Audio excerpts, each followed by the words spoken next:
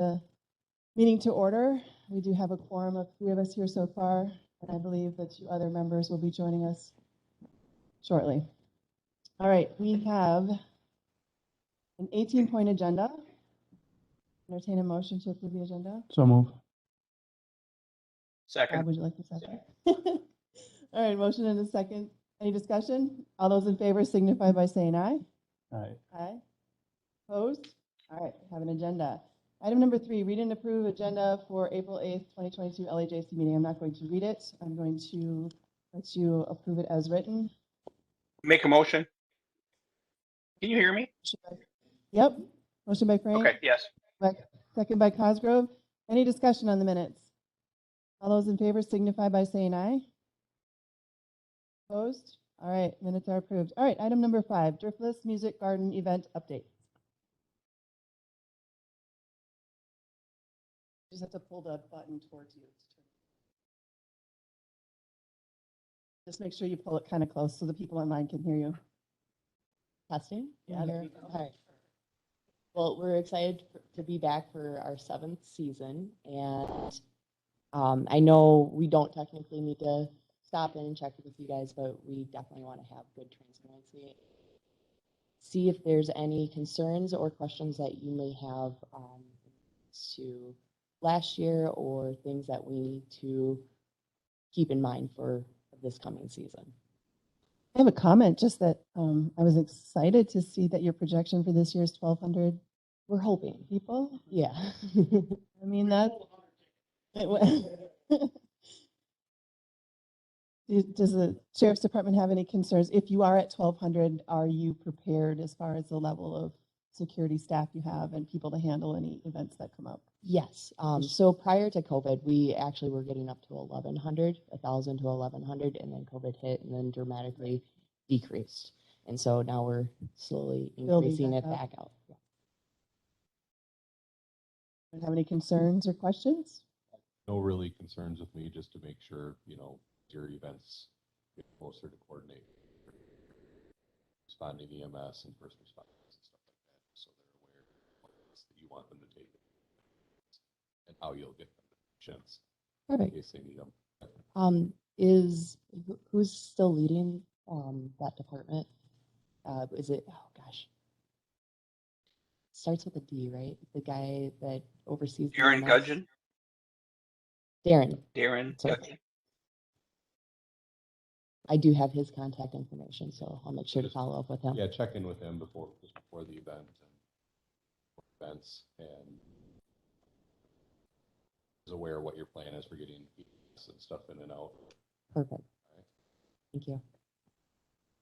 Any other questions for them? Yeah. Well, we certainly appreciate the time to sit and talk with you guys and address any. Do you have any concerns, or are you guys feeling like you're pretty much ready to go? We're ready. We're ready to get back in the full swing of things.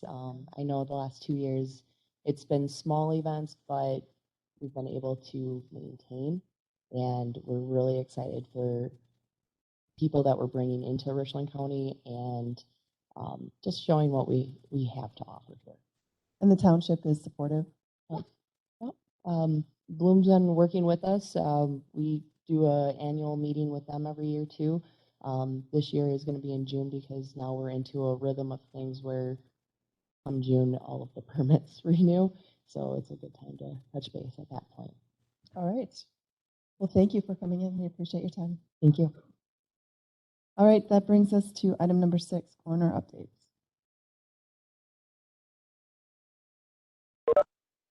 I have no updates from the coroner's office. Okay. Item number 7, clerk of court. She did send us an email. It doesn't look like she is online, so hopefully her fiber optic is being installed as we speak. So we'll just take her email update as her update. All right, item number 8, probate department. And everyone, I just wanted to let everyone know that I think the retirement party for Judge Sharp went well, and everything turned out good with that. So that brought us to this week of being in transition. So we have reserve judges. The 2 main judges that we are going to be having is as reserve judges are Judge Jennifer Day and Judge Michael Kirchman. Just so law enforcement and everyone is aware with the court security, both of these judges are going to be requiring in-person appearances, just so the jail is aware of that, and transports, all of that is going to be increasing, probably just because these reserve judges are a little bit more strict, and Zoom will only be used on a rare occasion. So that's going to be a major change. That's also going to be a major change for out of county. Those judges will be also traveling to Vernon County, Iowa County. So that's been a big adjustment for me because Judge Sharp was a very big Zoom user. So that's been my biggest challenge this week, is trying to accommodate attorney schedules and everyone else's schedule, and trying to be back in person and allow travel time and all of those things that we kind of took for granted when we could just hop on Zoom. Do we have staff lined up for court security? Yes, we do. Got Cool. a plan figured out for it. Awesome. So feel free to reach out to Stacy or myself if you have questions, because I know it'll be a bit of an adjustment going back to everything being in person again. So that, and then also on top of that adjustment, this week we had our new system installed by the state of Wisconsin. So that moved over on Tuesday to the new system. So we're also learning that. So I'm not quite as efficient as I used to be. We're still practicing and getting to know, but all of those little details seem to take a little bit longer, finding where they're at, the keystrokes and things that you did on kind of autopilot aren't there anymore. So just try and be patient on some of the paperwork. If it's a little slower coming back after someone's in court, it may take a little longer for a week or so for us to get back up to speed fully. And I know I was back and forth with the district attorney's office. Jennifer probably doesn't know this, but Denise had great patience with me yesterday in trying to make sure their Protect system could read our recap system. All of those little things take a bit longer than what you anticipate when you're moving back to those things. So, And it sounds like the committee has met as far as appointing a new judge. yes, so the deadline for the applications was March 25th, and the first round of interviews was this last Friday. So I don't know this exact process, but again, based on like the sheriff's, I think there was 3 rounds of interviews. So I anticipate the process is going to be similar. How long was it from the interviews until appointment? Or from application deadline? Deadline application. Okay. All right. Any questions? As far as the budget, that's pretty, that looks low and good right now, so there's really no comment on that. I did have one straggler bill come in. I know the deadline for the 2021 bills is actually, I believe, today. So all of those should be in. We cleared up from 2021. Yeah. So does anyone have any questions as far as law enforcement or the jail or anything going forward into this? Figure it out day by day, right? Yeah. All right. Well, thank you very much. All right. Item number 9, District Attorney. Good to see you.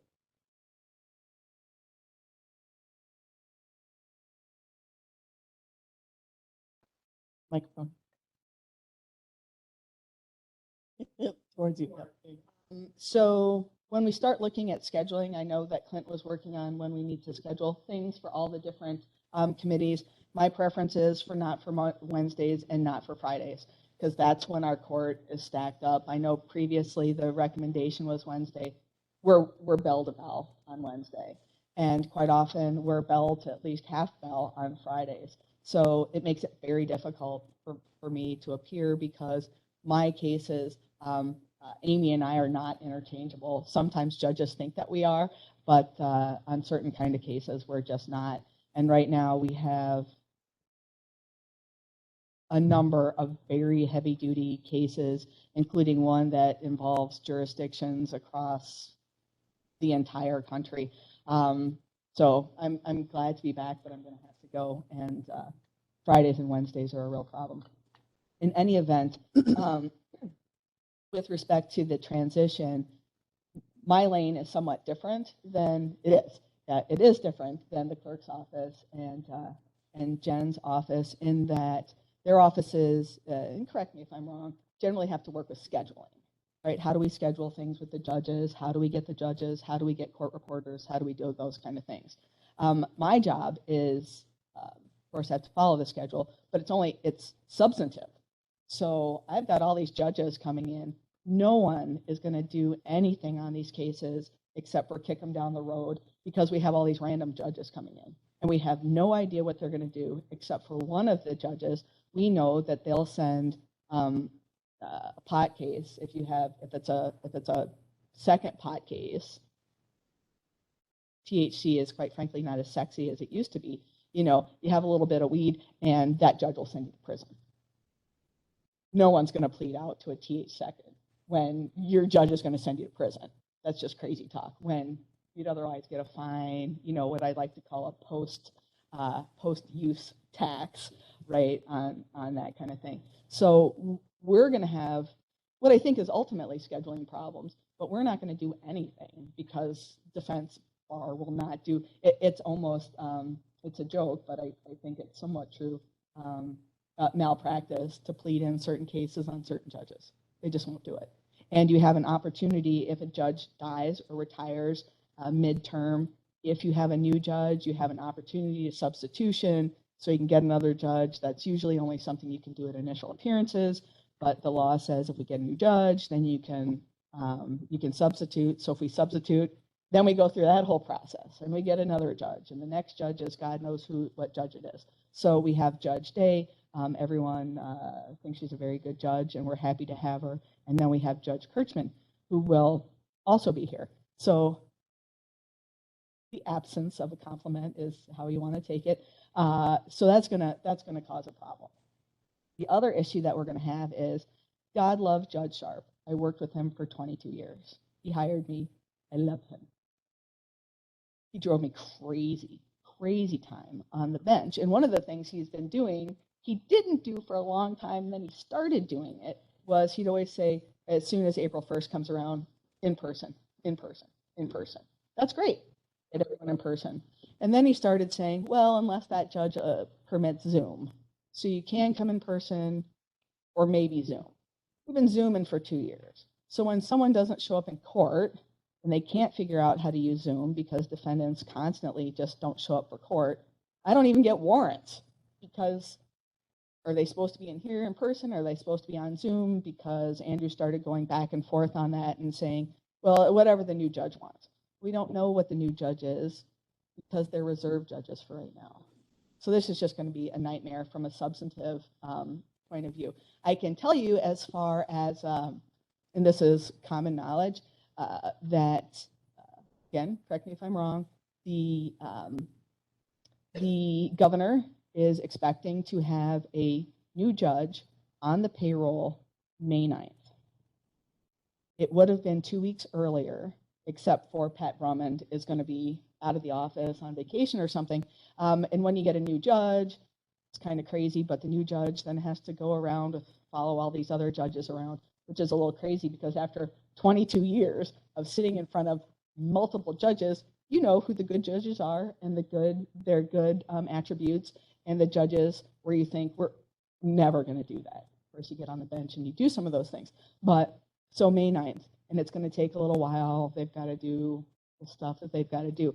So it is unclear at this point how long that process will take, and so how long we're going to have reserve judges. So even though and it's May 9th because that's when the state, it's a new payroll, right? Just like anything else, you want someone to start on a payroll.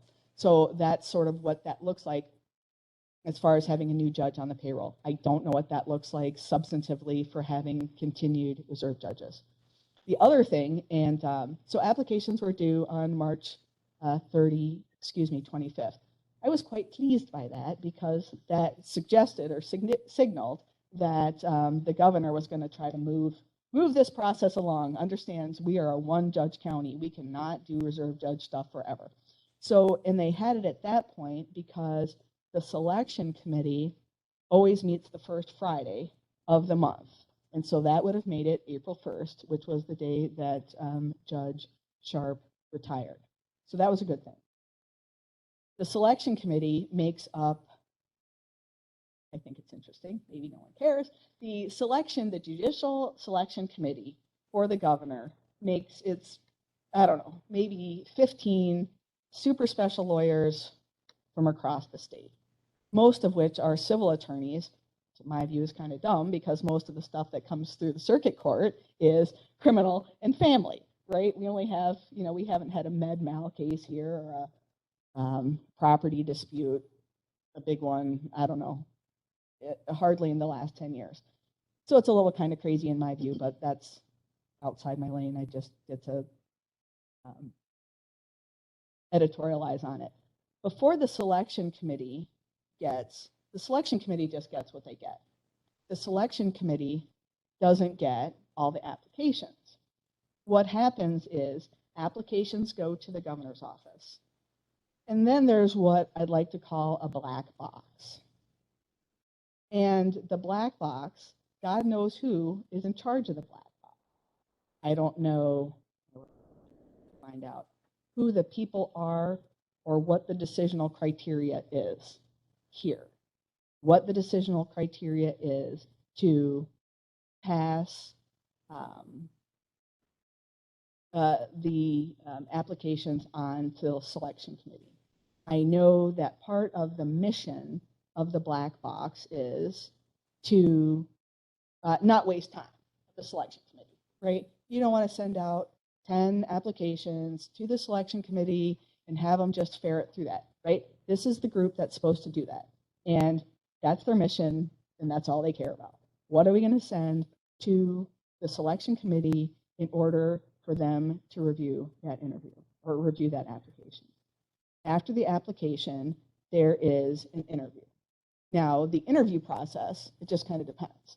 When I applied with Andrew 11 years ago, and as a side, we spent that summer, because it was a summer, he ended up trying to get lung cancer by smoking all the time.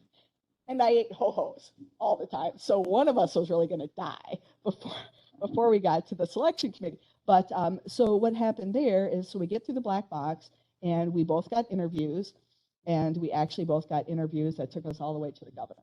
So both of us interviewed in front of the governor. Small aside, before I had my interview, the button popped on my suit. And so there's no one in the Capitol that has safety pins. So I was not that concerned about my interview. I was concerned about the pants staying up. In any event, so we both had our interviews in front of the governor. The governor made a decision. It wasn't me. On the heels of that, the governor appointed me as DA. I know, and it is known, that the selection committee was only given an application for one person to interview for Richland County judge. So they only had, black box only sent one through. There was only one interview for that position. We all know that, and the applicant was told that there's only one interview. So with the selection committee, I mean, Sheriff, I'm sorry, you didn't interview with the governor, did you? The governor himself? I don't know if there's only one person. I don't know that there'll be an interview with the governor, although I suspect there would be, because governors and people who are appointing people want to make sure that regardless of them being vetted, regardless of the interview with the selection committee, they still want to make sure you don't have horns in the tail, right? They're putting their stamp of approval on this person, and so they want to make sure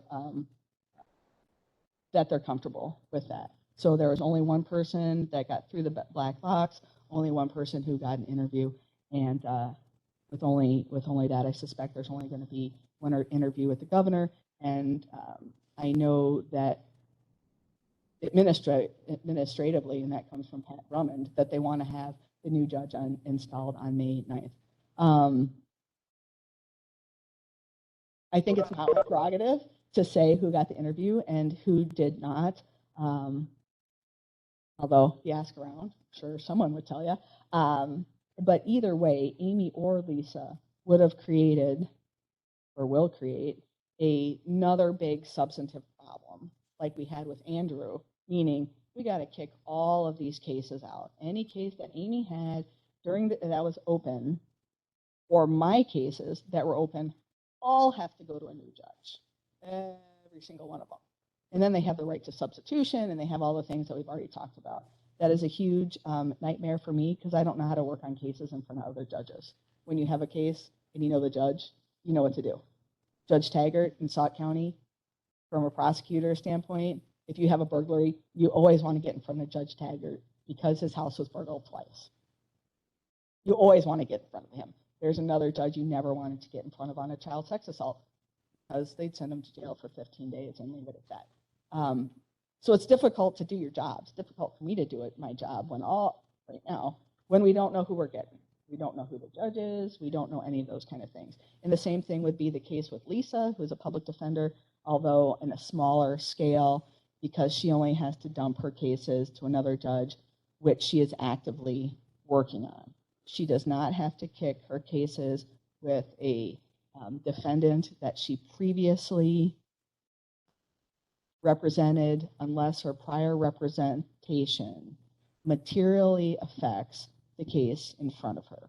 So if she had a defendant from 5 years ago who was stealing flip-flops from Goodwill, we have flip-flop cases, and there's a current child sex assault in front of the court, there's nothing about the flip-flop case that materially affects the new case. So there will be fewer of that, which is kind of, it's still its own problem. But we have a new judge in Iowa County. There was an election. We have a new judge. It's Matt Allen, who was the DA. Now he's the circuit court judge-elect, but the DA in Iowa County, so he can't sit on all of his cases. So I have some belief, I don't know if you have some belief, but we're going to swap a bunch of cases because we got a new one here and a new one here, and they've both got to dump a bunch of their cases. So I suspect it's going to be Matt Allen who will be doing a lot of the work up here, but I don't know. My crystal ball is very foggy, and I don't like foggy. But that's what I know about the application process, only because that's kind of the conversation of right now. I'm looking at, I know what Clint is looking at with me and hiring our person for the office. You guys have heard about that for a long time. We're working through that process. I would like to have our new person on board by July 1st because it takes a bunch of steps. But that means my budget looks really good right now because we budgeted for a whole year. So my budget looks really pretty fantastic now, but that's just because the process fell how it did. So that's what I can tell you. Good, thank you. Yep. Anyone have any questions? All right, so then let's move on to item number 10, approve monthly invoices and other sheriff department report. Any questions on the invoices? I had one. There was a meal for prisoners that was not under the Leisure Summit thing. It's under someone's name, meal for inmate. It's on line 19. So what happened is we got shorted on, I believe, one of our breakfast meals. Oh, And there were a couple of jailer dispatchers who were at a training, so they had the credit card that we could usually use to purchase that meal at Quick Trip. That card wasn't available, so that jailer dispatcher used his own personal card to cover the shortage, so we're reimbursing him. Thank you for that. I just popped up as like, why is there a name next to an inmate meal? Okay, thank you. I don't have any other questions. Does anyone else have any questions on the bills? If not, I would entertain a motion to approve them. Motion by Cosgrove, So I'll second it. This is Bob. second by Frank. Any other discussion on the bills? All those in favor signify by saying aye. Aye. Aye. Opposed? All right, bills are paid. All right, what do you want to look at next? I The can jump report? into the report. Jail bookings at 55, so we're staying steady in the 50s for the year. Average number of inmates housed, 26.78. I will say we've kind of been right on the bubble of where we're going to have to go to mandatory recently, which is 32 is the magic number for the shift. And we may be able to do some shuffling around a staff to cover that over time, but there are going to be some instances where it may cause some overtime. Electronic monitoring, we're at 3.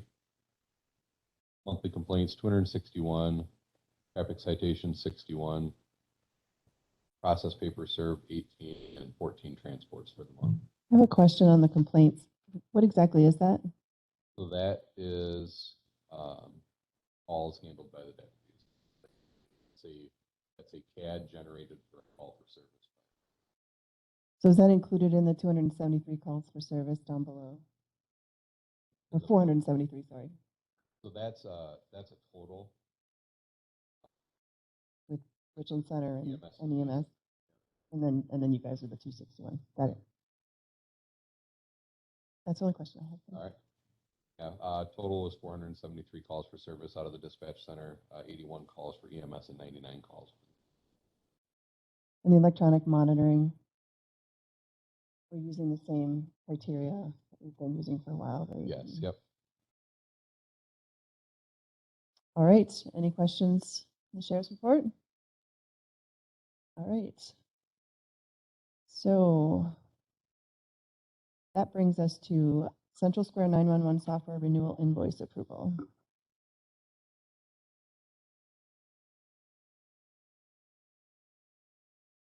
So this is one that is in our, So this is one was borrowed for in Fund 75 and borrowed for, right? Not 75?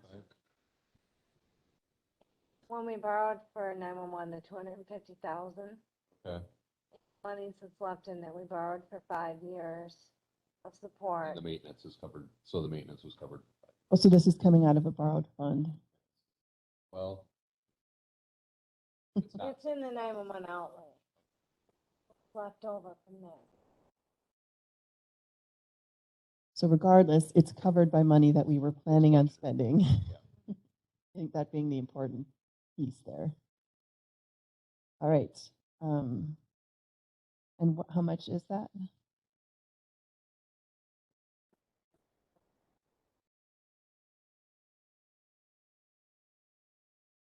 Would someone like to make a motion to approve the spending of that money?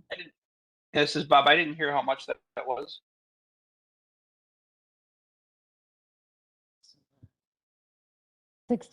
$16,201.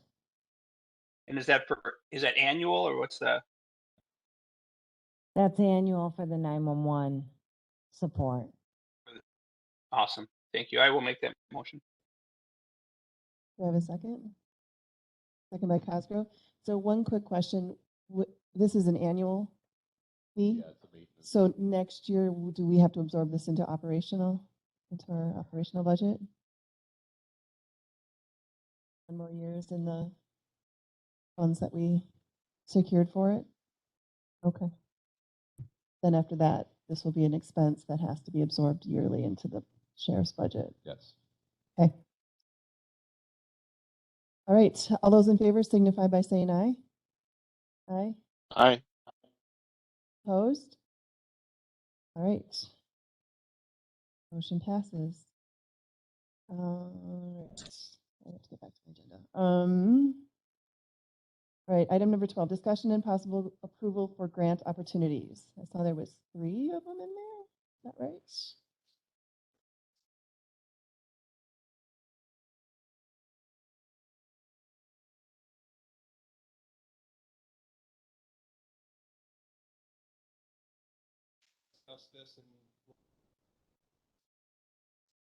This is my, Is Mike on? I can't hear him. yeah. Not close enough. I don't think you're close enough. Can you hear me now? There you go. All right. Start over. So the body worn camera, like I said, that's a match grant. Right now, our jailers are using our old body cameras, and they're starting to fail. Like every week, I come in and there's at least one camera in my box that's not working anymore. Just with the way things are now, we would like to continue having cameras for our jail staff, and we were talking about 4 or 5 cameras for the jail, and if we could get half that cost covered per camera with this grant, it'd be helpful to save some money in our budget. So the deputies have cams that are with the dash cameras, right? We We're have tying the body- two together. We have body cameras and we have 2 in-squad cameras right now. We're looking to get 2 more in-squad cameras with the new 2-car purchase that we just made this year. Oh, so we don't have in-car cameras on all of our squads, just Correct. a few. Currently 3, three. okay. So where were you thinking you would get the money for the match on this? We'll have to get budgeted for next year. It'd either be, well, we could probably use new equipment or jail equipment. At least we have monies in those two. And how much are the cameras? No. Approximately $900. And you want to get 4 or 5 of them? It would be shared cameras in the jail. I think that would work well in there where they could each we could buy a couple spare batteries, but they could each grab a camera at the beginning of their shift if it needed a fresh battery. There'd be a fresh battery charge there. Should be able to get by with that. Is it a 50% match? Doesn't say on the grant how much the match is. It just said it's a to the details as far as how much the match would be for you. And do you think if you don't get the grant that you are going to pursue purchasing them anyway? I think we'll have to purchase at least a couple no matter what. So No matter what. You think that there's Question when you some- have a second. Yeah, go ahead, Supervisor Frank. Yes, thank you. So is this a possibility for jail assessment funds as an improvement? Have you checked into that? Yeah, that would be a possibility. I'm Because sorry, that money what would was be the readily assessment? available for this. Jail Jail assessment funds are funds that, go ahead, quickly. Go ahead, Chair. It's money that comes in. It's say it's revenue, but it's money From that fees? comes in from fees and citations and stuff like that. It's then held in I guess a kind of a account for the jail. It's specific for the jail? For when Well, yeah, we that have- does seem like that would be appropriate then. Okay. And when is the award of the grant? I know the grant deadline was in May, but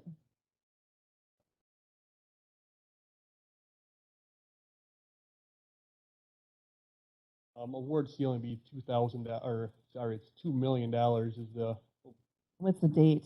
I'm just wondering, like, can you, May 20th is the deadline, Yeah, but does it say when and when you'd actually get the money? that's it. Just wondering, is it a reimbursement grant? So if you did purchase them, can you be reimbursed, or do you have to wait to purchase them until you find out about the grant? Those would be things you'd want to find out too, because you don't want to go ahead and purchase them, but then find out it's not a reimbursement grant.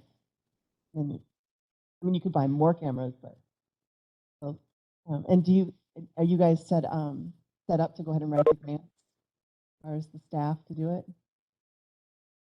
We lost our grant writer who, Was that Cody? yeah, what was Yeah, grant writer? that's we what I lost. thought. All right, well, I mean, if you need help, I mean, you guys need to do the top speak, but I can do the other stuff. All right, thank you. Okay.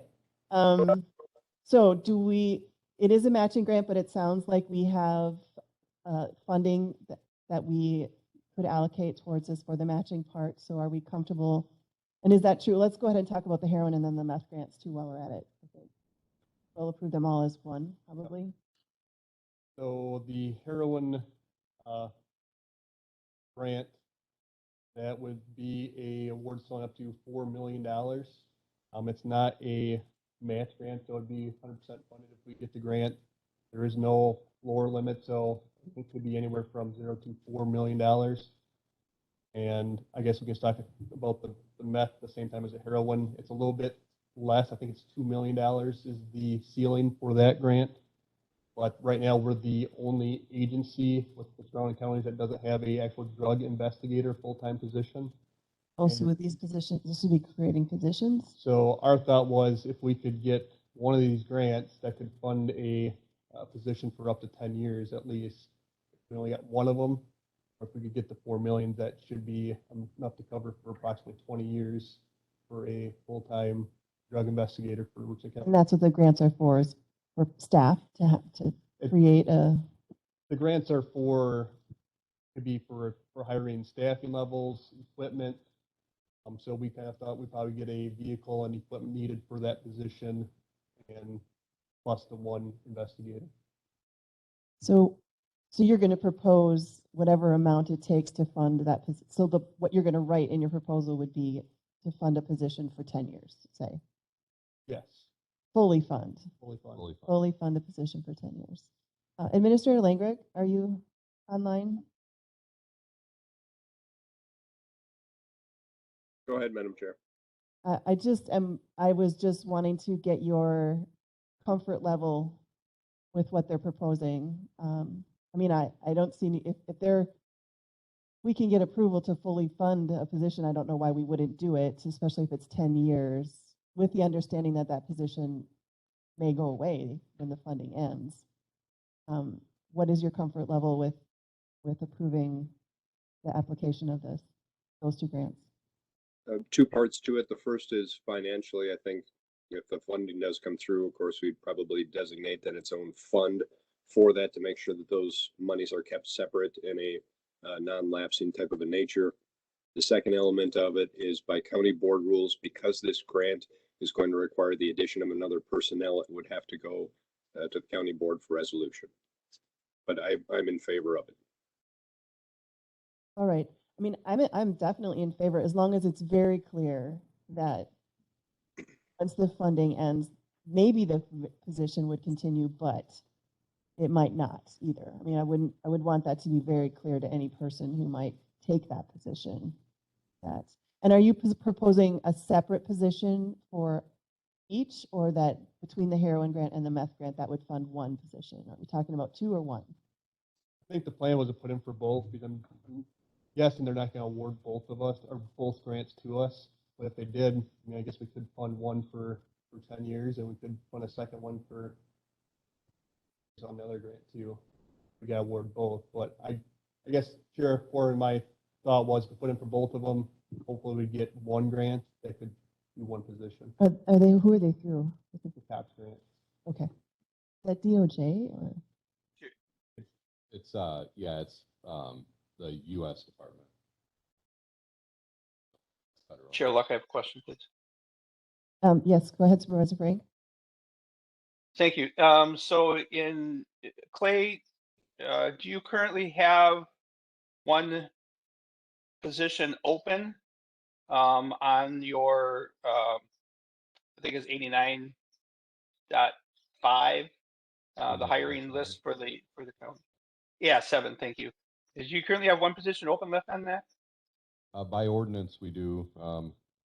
By other documents, we don't. By financial budget. By ordinance, we do. So by ordinance, that position is still there. So the ordinance wouldn't need to change. This is going to be approval of hiring an extra person at that point. Okay. Correct. Thank you. So I got a question. go ahead, Supervisor Severson. Thank you, Madam Chair. This is Supervisor Severson.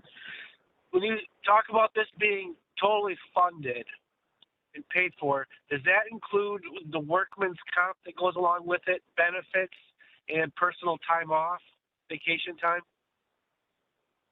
That would include all the benefits with the position. Okay, and workman's comp that the county would pick up to have on that employee? Like, would Richland County have to pay separate to have that person insured for workman's comp?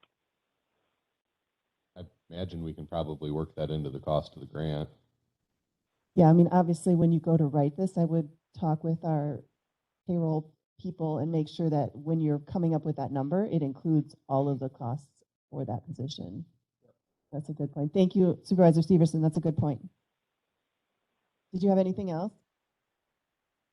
Negative. Okay, thank you.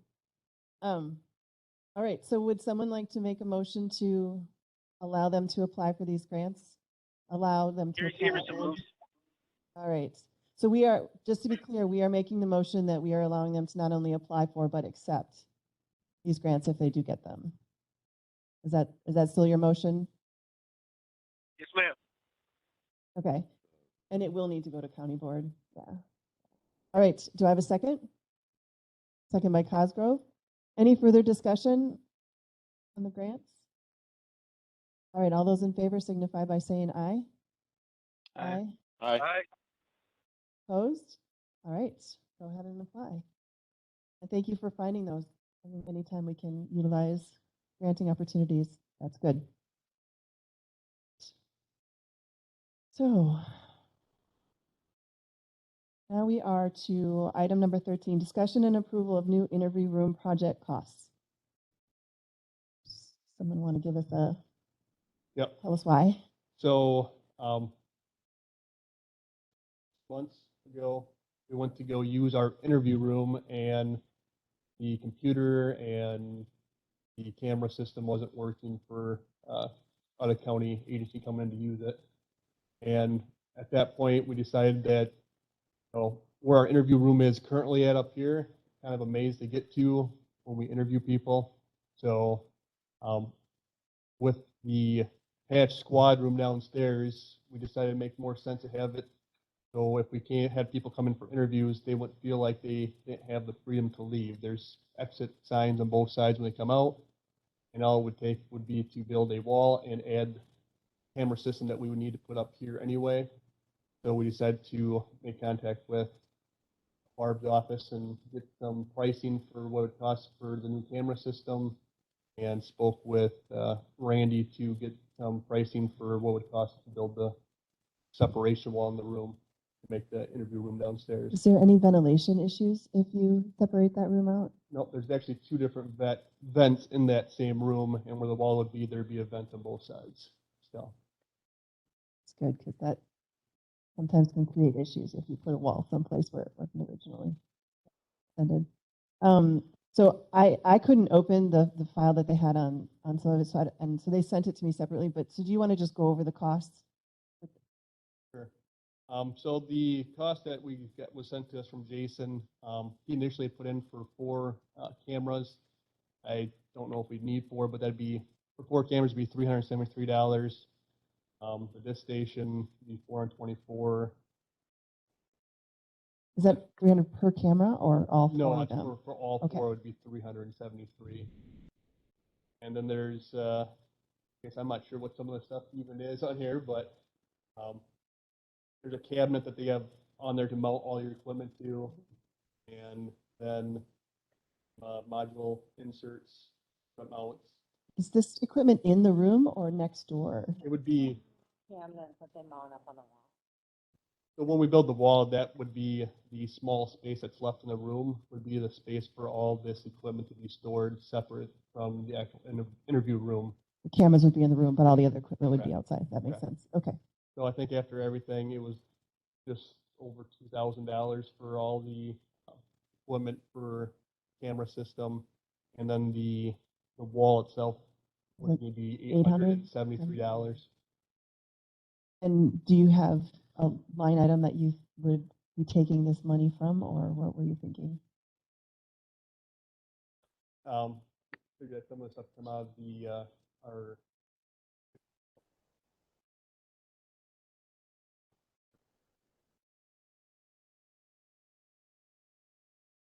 New I can't equipment hear for the you, wall, bud. new equipment for the wall materials. Yeah, sorry, I'll repeat what they're saying. So $2,873, and you believe you have it in your budget, and it won't make us go over later when we need some other piece of equipment, or I mean, you feel that this is more important than anything you can see coming down the pipe.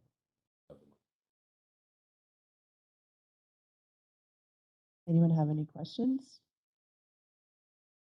I missed a little bit of that. The total outlay at this point is $2,873, correct? Correct. Yep. And I Sounds mean, good. do we have to talk to the property committee about mucking with rooms? So I actually had that on, I messaged Cheryl and Clint, it was supposed to be in the meeting yesterday. Didn't get put on there, so it's getting pushed back to next. Okay, because we do need to make sure you run it through them to, Yep. okay. So at that Madam point, Chair, yeah, go ahead. we'll actually, in order for us to do it in-house, confirmation through Corporation Council is that we'll actually have to run resolution to the county board for 3/4 votes to allow us to do the public works improvement internally. Do we need to, would that come out of the property committee or would it come out of our committee? I think we can push it through property committee as a more of a building change.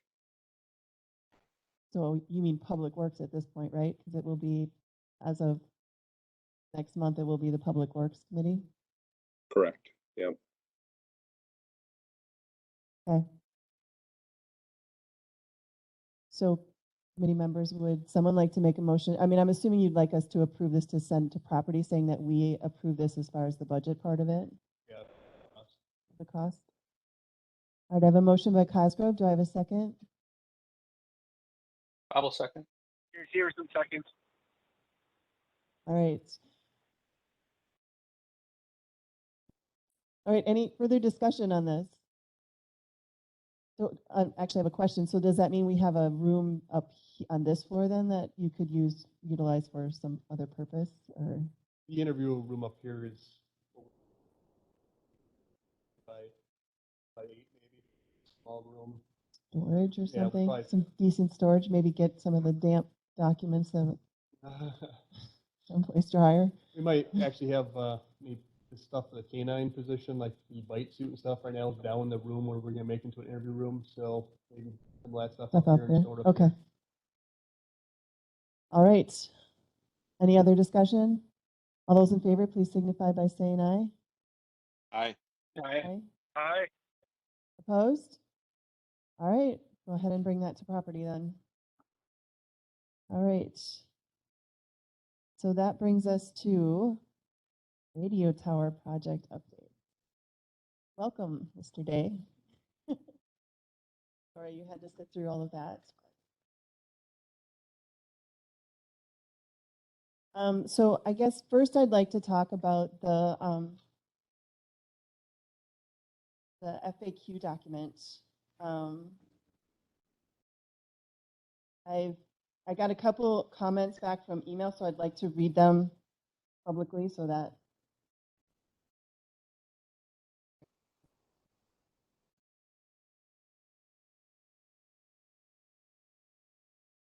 as I make changes. So I'm going to read the comments in my email here. Unless Supervisor Frank, do you want to just summarize what you sent me? Yeah, I can do that quick. So I sent a couple of just notation changes on the document, a couple of questions I had. I don't have.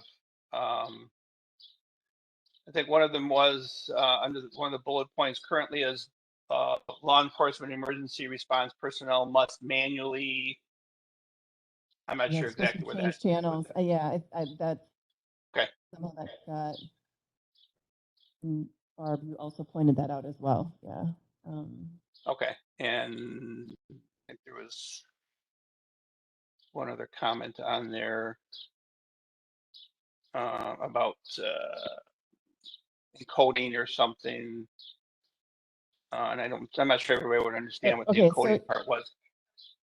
I'll read your email. How about that? Yeah, I read that section and I can comment on those too. Okay, so I don't know if everyone's looking at the FAQ document. So the first one we're talking about is at the very top, those first set of bullets. The last bullet point said, currently as law enforcement and emergency response personnel must manually, and then it ends. So something got deleted there. So I'm assuming it to be something like switch channels, manually switch channels. Is that the right wording? Is there more to it than that, or does that cover it? Oh, is that manually switch to the different towers? Is that what we're talking Yes. about? That's Yeah. what that is. Should I All say right, manually switch to different towers. Yeah, okay. She, I That thought I makes had it sense. on. yep, there you go. Up is One up. more? Yep, There? that's it. Yep. Yeah, depending on I think maybe the last piece might have been depending on their location within the county. Something Yes. similar to that.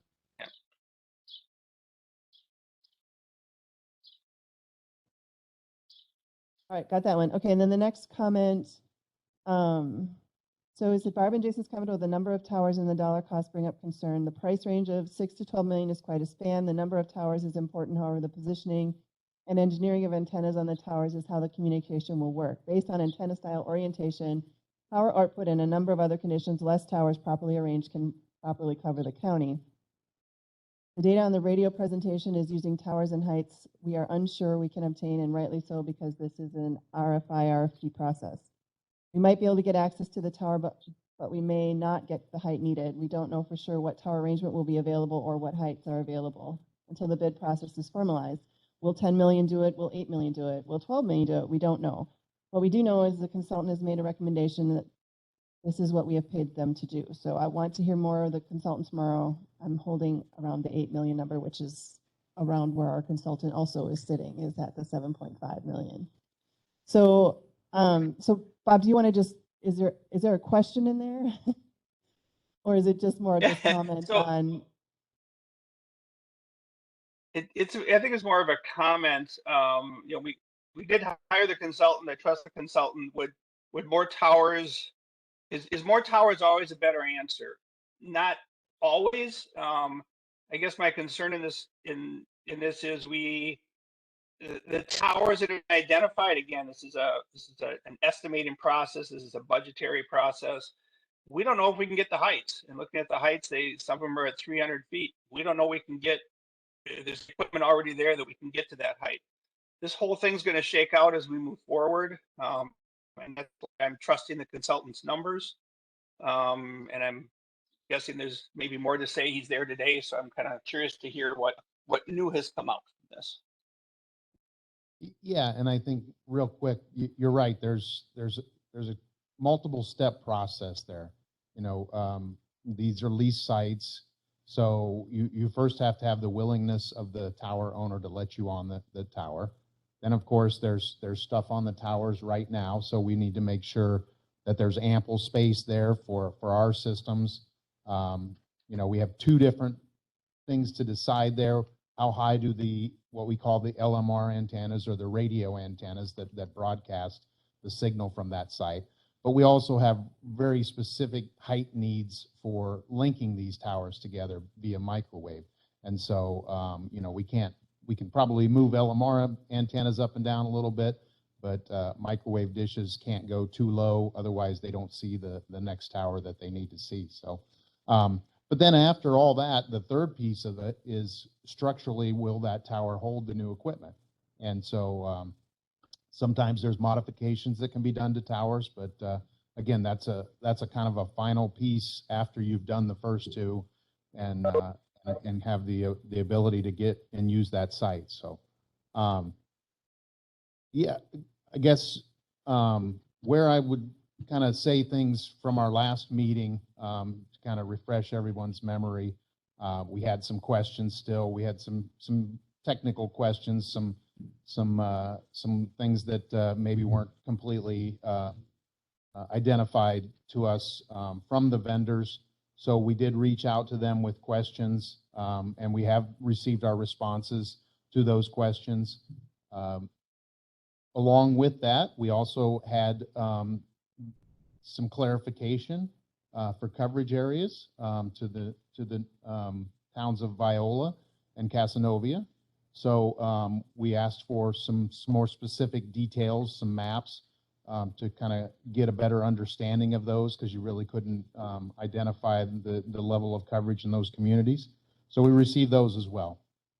I think previously, you know, I think I had talked that you know, I felt like the number of towers the county was probably at least looking at would be to maintain either the public safety level or right under the public safety level of coverage. Indoor coverage was about 8.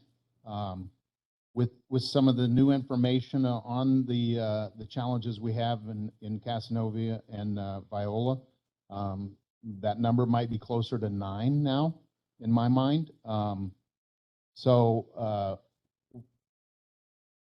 Looking at that too, I guess we realized both results back from the vendors to the communities showed a real challenge in Viola, and then somewhat of a talk-in challenge in Casanova, not quite as bad. Not surprising, they both kind of showed the same results because they both essentially use the same towers in their proposals to kind of feed those communities. And we did find that both vendors had looked at trying to improve Viola, and Viola is a very tough community to reach. And there is a tower up in that area, but the challenge there from where they were both trying to reach that tower through a network link, a microwave link, off of the state's Wiscom site, they both realized that you can't go high enough on the Wiscom site to reach the tower. So the network connection challenged them and kept them from using the tower in Viola to really feed that community.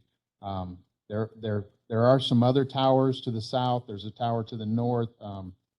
In one of the proposals, they did use the tower to the north as a receive-only site. And that was in the 13 site proposal, but I still think it would lack the transmit in, so it really doesn't sufficiently support the community. So I think there's in my estimation, there's a real possibility that, you know, the solution there is either a combination of towers or a link into a more into that central tower in the community, or there's a big possibility that, you know, we would have to build a greenfield site in that area. So again, if you remember, we had a couple of greenfield sites in one of the proposals. We had one greenfield site in the other. I think both vendors agree that you need a greenfield site in your in the southeast portion of the county. So my estimation is, you know, I'm now starting to lean towards we're probably going to need at least 2 greenfield sites in the design, or we do get lucky and we find a different alternative. But I think it's prudent that we probably budget for that, and so that's kind of where I stand with the estimation. I think we really have our questions answered as far as both of the proposals. I think we understand them very completely. But again, we have these real potentials for kind of, I don't want to say changing, I guess, potentially changing, which is not uncommon. You know, it's part of a process, you know, if there's some places, but we certainly want to make sure we're kind of budgeting for that or understanding how that might impact the budget. So are you still at 7.5 million as your recommendation, or where are you at knowing what you know now? So I did. I took a look at it, and yeah, for everyone's, you know, again, we were at about 7.5 million in a project budget, and that was obviously made up of multiple pieces. So we've got a radio vendor contract in there at about $4.5 million. And so, of course, that had a big chunk of subscriber equipment in it. And then we had our professional services. We had our estimation for civil contractor work, the towers, the sites, the shelters, generators, those kind of things. So when I looked at the budget and refreshed everything, I saw some increases. I don't necessarily think we're going to have to increase the radio vendor project budget, because I think we had the 3 kind of proposals we were entertaining were, I think, 8 sites, 9 sites, and 7 sites. And so I think we're right in the zone there still. I've got that number the same. I bumped the project professional services up ever so slightly because of the civil engineering piece of that. I bumped the civil vendor totals up. Now I'm at right about $2 million tracking the civil side of it, or again, trying to estimate a potential additional tower there. And so then that brings contingency up. The last thing that and this just literally came in last night, and I really haven't had a good opportunity to look at the proposal, but we had the jail door control piece, and so I went ahead and put that on there as well. I think that number is budgetary. I tried to say to the vendor there, we're just trying to have a budgetary understanding, but right now I'm carrying $350,000 for that piece. That runs our new budget up to about 8.3 million. So that's where I'm at right now. I know there was, to me, I think there's a couple of big decisions to make. Of course, the subscriber piece is one that we were discussing before, and I think we've had some additional discussions there. And then to a lesser extent, the number of channels decision, to give everyone an understanding there. I think we had asked for, currently the county has a fire repeater and a law repeater, and of course a paging channel, and of course highway. I'm kind of leaving highway out of the discussion because we know highway's there, but I don't see it as the public safety piece. So it's a part of everything. We had asked for 2 additional channels, so a total of 4 plus paging. If you wanted to cut back there on a per channel basis, I'm going to say it's about $250,000. So again, estimating like taking basically repeaters out of 9 sites. It might be a little bit more than that, depending on the workload that the vendors, but that's the best I can come up with just looking at their numbers. So keep that in mind. That's one way to bring our budget back down. Subscriber equipment, we had talked about 1.4 million in the budget for, again, kind of all the county radios as we understood the numbers. I've looked at the what I would call the county only radios, and I think that budget's probably closer to 700,000. So there again, if you wanted to cut that number, if you cut that number right there, in reality, you're back down to 7.5 million. So again, these are numbers. Again, there's $1 million worth of contingency money in here. There's ways to kind of do this. We talked about. I understand you're trying to get this number for your borrowing. We certainly, as we kind of move forward, really understanding what the tower sites are that you're going to use comes about 3 to 6 months in, depending on how long the process takes in a radio project, in a normal, how we normally operate these radio projects, in what we call the detailed design review. And that's when we've gone out, we've worked with the county, we've helped you identify whether the site owners are willing to let you on their tower. At that point, the radio vendors relook at all their information, and we start locking in these sites and understanding where greenfield sites might be placed. You understand if you can, gain a piece of ground there, or maybe you have a municipality who has a piece of ground. So at that point, then you kind of, you then have a better understanding of your civil costs, which is, again, right now, an estimation. And then, of course, you again, kind of can relook at your contingency money. I know the goal here is not to borrow too much more than you need. So that's kind of where I'm at. And again, I think the key decisions are how close do you want to keep the budget to where we were previously at, and land we do that. acquisition money, land acquisition, if we need greenfield sites, is not included in your number. Is that correct? That's correct. Little things, land acquisition would probably be the big one.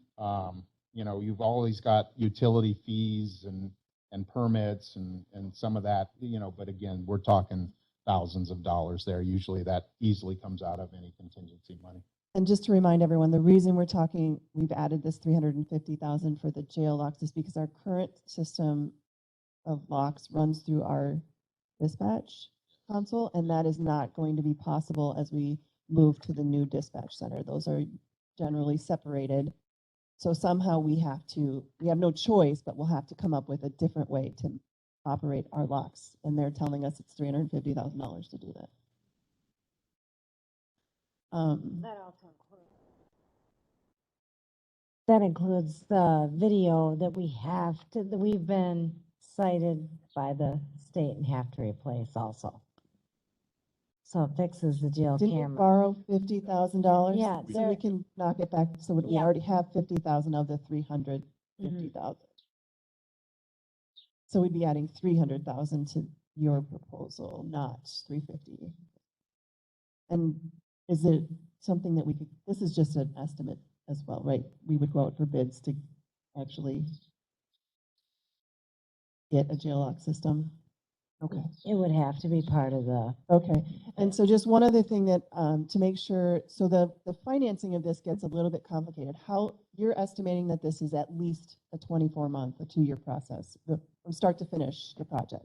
Yeah, I again, we talked a little bit, weather impacts this stuff. You hopefully if everything lands correctly, you're fine, but if you are literally trying to install antennas on a radio tower and winter hits, you're probably done until spring. Guys, unless there's nice days, they certainly want to come out and climb and get done, but if weather stops them from coming out and getting on a tower, you definitely see a lag in time to finish a project. But hopefully we would if things fall into place with our DDR process getting completed this year, we can get a civil vendor contract or request for bid on the street early in 2023. We can hopefully get the civil work done in mid 2023, which in the summer months, which would be ideal. And so that would be the goal, but supply chain issues and all Right. that. So the reason that this matters is that in talking with Carol Worth, when you have a project that is more than 25% equipment, which this project very definitely reaches that criteria, it means that if for whatever reason, when we borrow money for this type of project, there is a 18-month spend time frame. You have to have all the money spent within 18 months. So we are going to have some kind of coordination challenge. And one of the proposals we've talked about offline is whether we would, so the payments also come in stages. So they don't ask for the whole 7.5 million upfront. We're going to be paying it as we go. And the first installment is around 666,000 that would be due July 1st when we sign a contract with with True North and a radio vendor, right? Yeah, that payment specifically is referenced to the radio vendor. Okay. And of course, that number changes if your subscriber number changes. You certainly don't have to have the subscriber piece to the contract. I mean, it's nice for the vendor to know that you Right. want to commit funds to that, but it's not necessarily. I don't think it's with either of these vendors. It's going to gain you any kind of discount by doing that. So you could keep that piece out of and sign a completely separate contract. I think it depends on how you want to handle your subscriber piece. And so we can reduce that number a little bit. Again, we can negotiate it. That's based on a 15% down payment. We can maybe see how the vendor feels about a lower down payment. So again, a lot of things. Yeah, I'm not sure the amount totally matters because Yeah. the thinking right now, just for all of your information, is that we would potentially pay that initial down payment out of pocket, so out of our general fund or whatever, because knowing that it's going to get reimbursed when we go ahead and get the loan or the bond. That way we can get and then there's another payment on this current schedule for it's a DOR acceptance. DDR. DDR acceptance. There's a 10% of 444,000. November 1st of 2022. So I don't know if we would be paying both of those out of our general fund, because we need to get 6 months before we actually bond this out, because otherwise they won't be finishing the project before our 18 months is up. So somehow we have to not borrow until we're 6 months in. Not really understanding why there's this 20 other. We may talk to other counties to see what they've done for financing, like how they've gotten a 2-year project done in 18 months when it takes longer than 2 years. I don't know how they do the money part of it. But anyway, so I think the plan right now is that what we would like to do is we will need to go to the county board and ask for an amount not to exceed, I think is how we're going to phrase it. So let's say in May, we'll go to the county board and say that we would like to borrow not to exceed 8.3 million. We need a 3/4 vote to approve that. But we don't actually have to go ahead and borrow the money. We have months. We could do it in 6 months from then. So that's locking us in, saying we intend to do this. And then the actual amount, so the good part about that is if we pay for some of this out of pocket, we'll be 6 months in, we'll have a better understanding. By then we'll know how many greenfield sites we are, and we'll know how much subscriber equipment we're going to need and things like that. So I think it would be okay, because we're going to say we're going to borrow not to exceed 8.3. By then we may know exactly where we're at. And hopefully it can't go above. So I think we should probably stick with the 8.3 as what we say now, knowing in 6 months that it shouldn't be more than that. It should be less than that. Like hopefully we're going more towards the 7.5 or 8. So that's kind of the goal today, is to really kind of set what is our not to exceed number going to be. Give the county board a month to go through this frequently asked document, to have any questions, to ask us, get any information they need, so that when we come into the May meeting, they have all the information. They've had all the information for a month. And I may go through some kind of timeline with, once we figure out the financial piece, I'll try to put out that information as well to help people understand exactly how we're going to do this process. So I think Sheila, today, a couple of questions, please. Oh, yes, go ahead. Sorry, I didn't mean to interrupt you. Oh, A couple okay. of questions. Reference the jail door.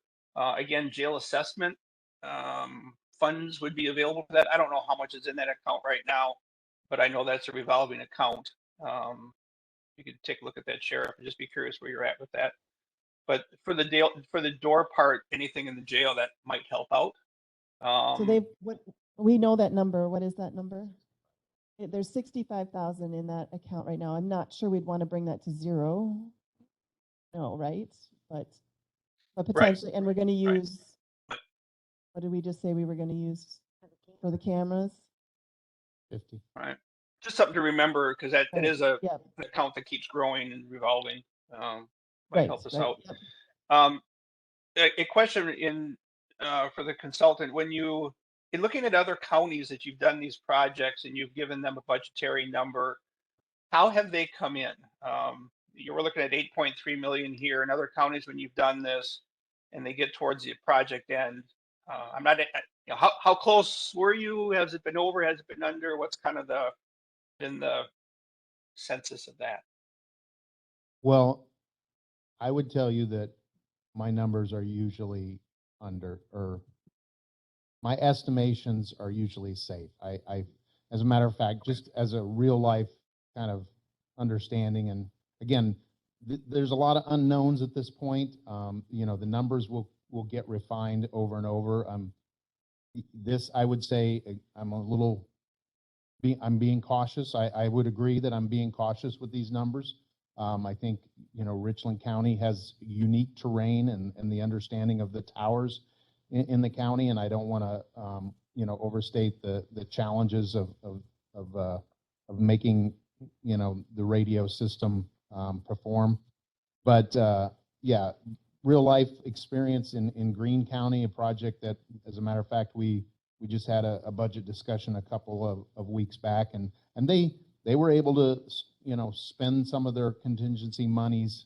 We were able to save them a tower in the design, so they ultimately got a little bit of a credit in the first at that DDR with the radio vendor, because when we did a redesign, we built some towers, but we took away some equipment out of the radio vendor's contract. But they spent some of their contingency monies, and they used it to purchase things as opposed to lease things, but they just had a challenge with their roof of their courthouse. And when we had our review here, knowing that we're probably past all the surprises, and little things might come up, they're really their system is on the air. Their equipment's running. They've got some civil work that got sidetracked because of winter, of course, that has to get finished up, and because generators were delayed in coming. But we still had contingency money that they took the $500,000 and gave it back to the board so they could use it on their roof. But yeah, to answer your question, generally, I'm a conservative person with the numbers, and I want to make sure that the projects come in below budget. Awesome, thank you. So my next question then is, you talked about the number of channels. So if we're currently at 2 and we're looking at going to the possibility of 4, is that 4 antennas at each site? And I ask that because that means usually each antenna has a rental fee to it. So if we're going from 2 antennas to 4 antennas, we're actually going to double if we are renting from a tower site. Is that correct? Yeah, no, it's not. They use a combining system.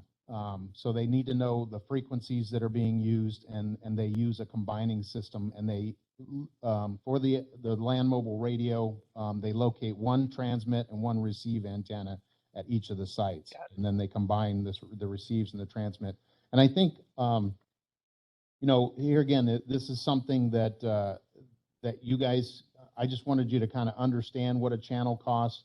When in setting your budget here, you certainly, you can go into this signing a contract with the radio vendor, and backing it down to 4 channels as opposed to 5, going in low and saying, okay, we know if we get through the design or get to the detailed design process, that if things come out really well for us, we could add that channel back in for $300,000 or whatever. The detailed design process for the radio vendor is really the point where they lock everything in and they order equipment. And so that would be your last opportunity to make any adjustments to the design, because once they place those orders, I mean, not completely last opportunity, but again, at that point, they're placing orders for equipment. They're getting it in a bulk discount from their vendors.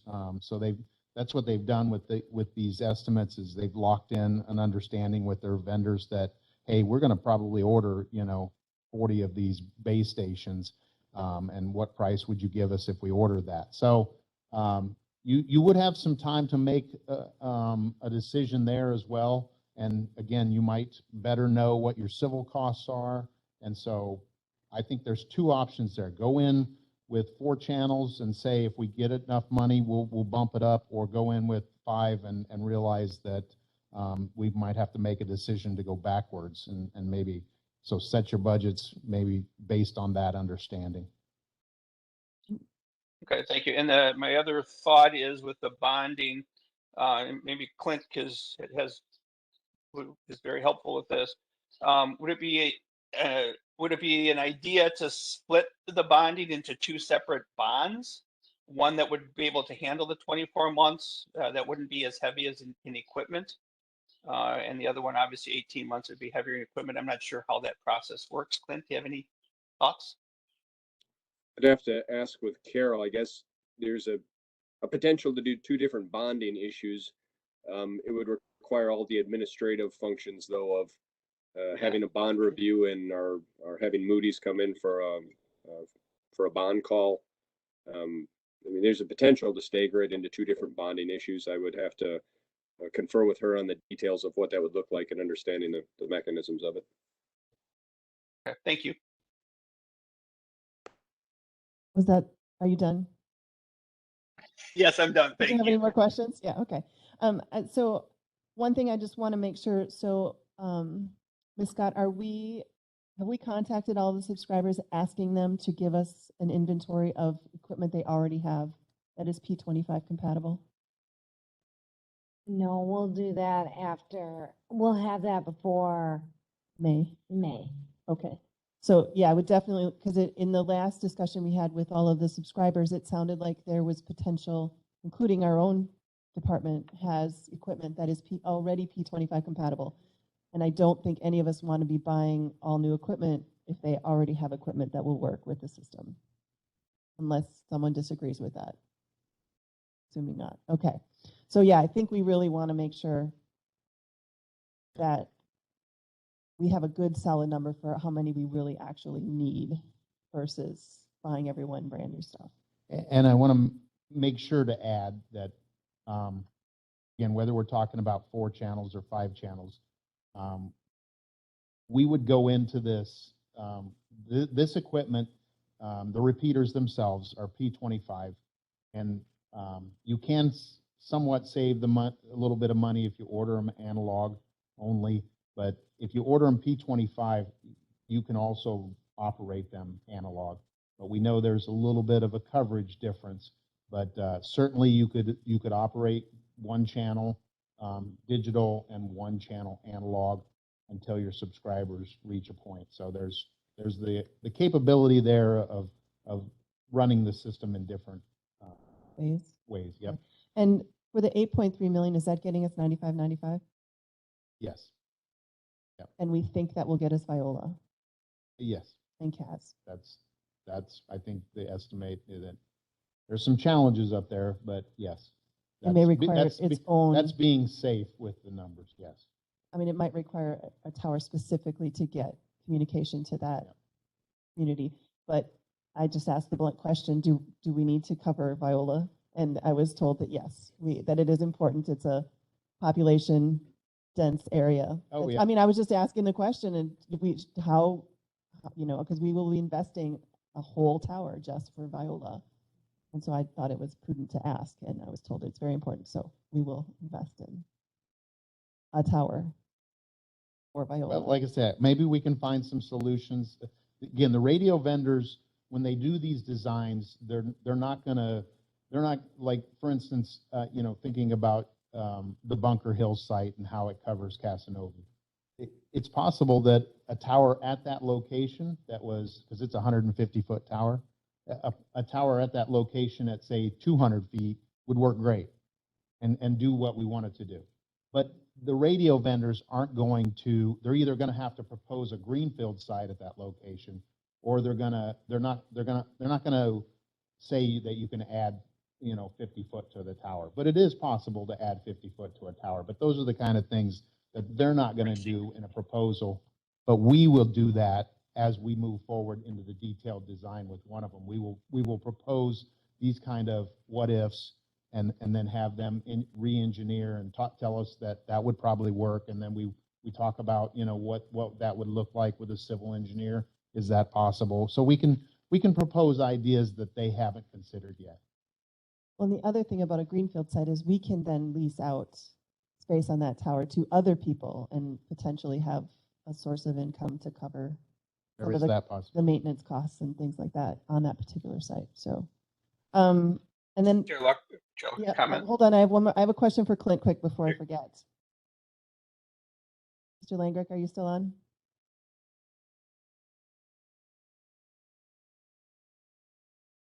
Oh, he's on the phone. All right, go ahead, Supervisor Frank, until he's off the phone. Thank you. Reference to Viola, a good conversation with Vernon County, shared site, shared greenfield. Hard to say what their needs and resources are there too. Might be a good thought. So we'll keep that in the mix. yeah, I did pass on the discussion. I'm sorry? Do along with that, Crawford County. Yeah, no, I'm assuming that's sort of your role is to part of, like, we feed you information that you can then feed to, like, if we hear that, that Vernon County is perhaps interested in a site that we could borrow, whatever. Yeah. So I assume that's the process. If anyone gets information from other counties or knows that there's potential of a site, then we forward that to Mike. The other piece that, you know, again, we've designed a network support system that's microwave, but it is possible to operate these through a lease circuit or a dedicated circuit. So again, that's something that we would probably tend to look at more than, say, the radio vendor.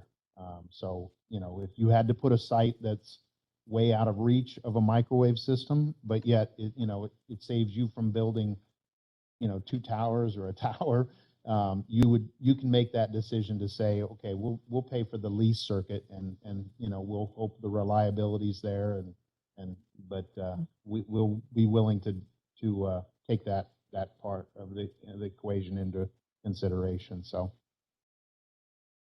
So getting back to the FAQ document, did anyone see anything that I missed that you think is important that I add?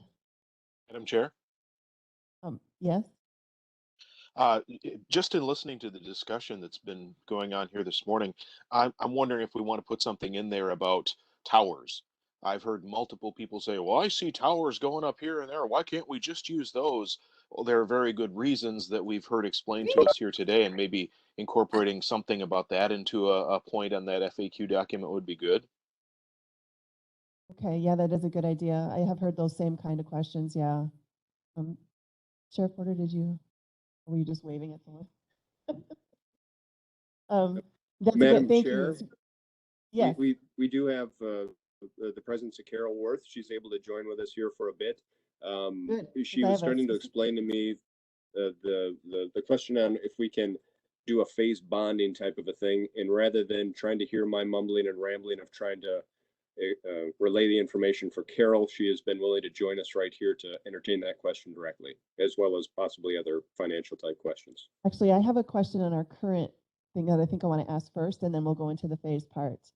So Carol, if we in May go forward and say that with our 3/4 vote that we want to do a bonding for up to, let's just say 8.5 million. And then we don't do we have months, right? There's no deadline on when we have to then actually do the borrowing. So let's just say we wait 6 months to do the borrowing. And at that point, we've determined that we actually don't need 8.5 million, that we just need 7.5 million.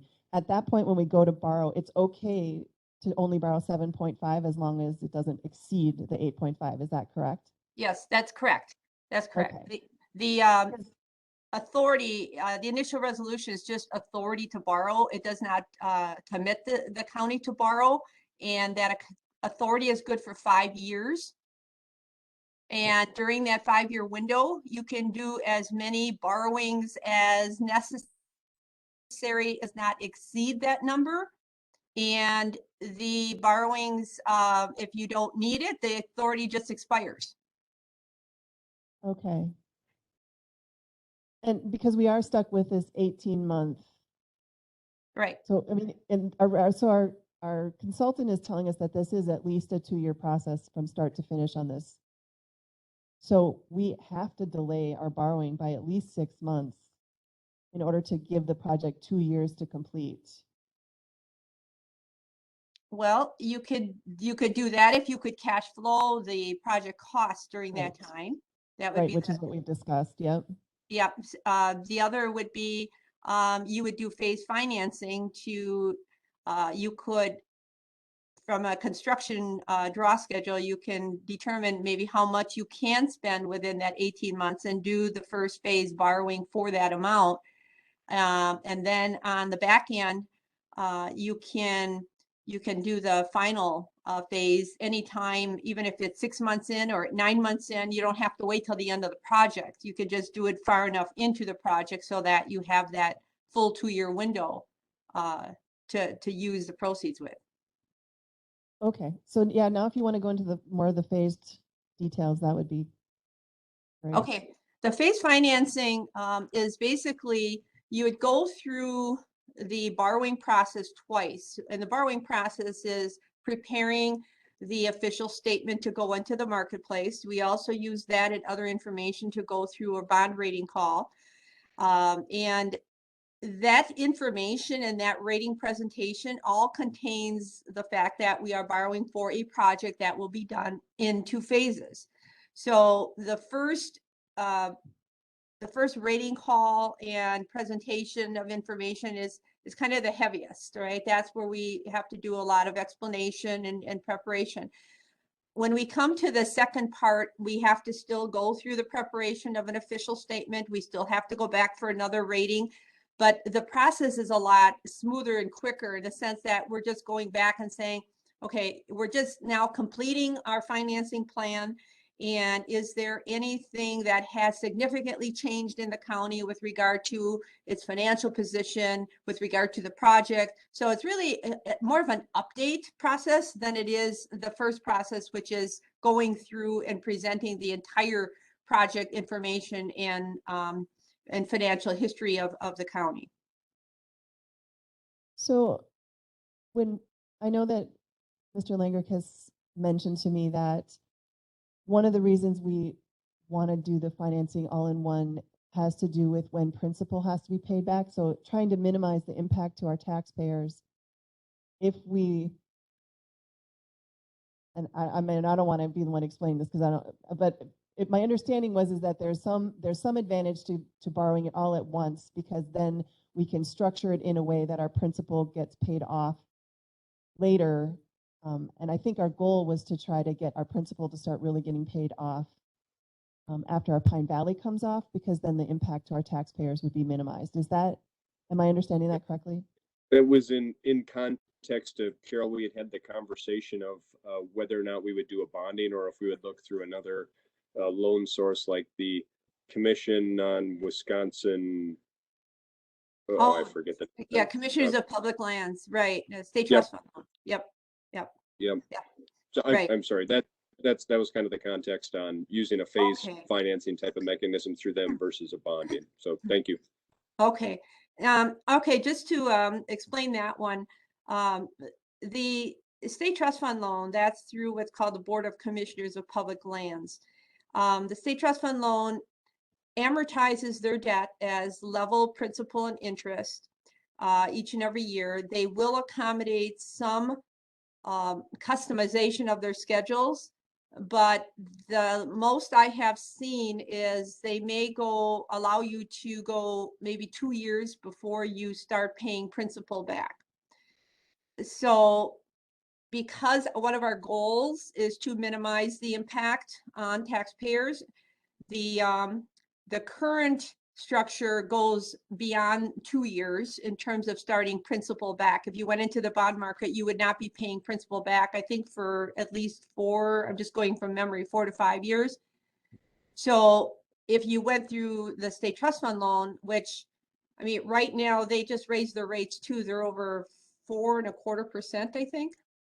So, so that's changed. I mean, interest rates are going up in general, but nonetheless, your ability to structure the way you want your debt to minimize the impact will be different going through that program versus you going into the bond market, where you can do it with a single financing or you could do it with phase financing. You can achieve the same goal in terms of your structure, which would be wrapping around your existing debt.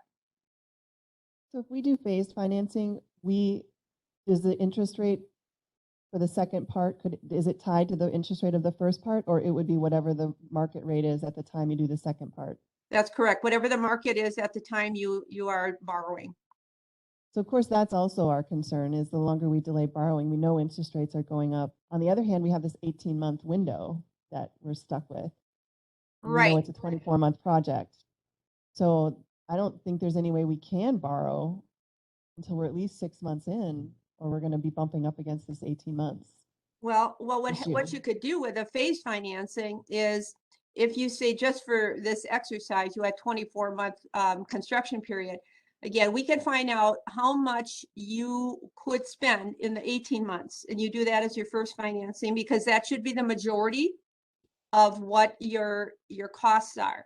And that leaves less to interest rate risk down the future. Now, the second financing, let's say, could happen 6 months later, which would be for the smaller dollar amount, right? And we would plan, depending on what those numbers look like, I would either lock in the back end and leave room in the front end for the short term, which again would minimize interest risk, because your interest rates typically are higher the longer you go.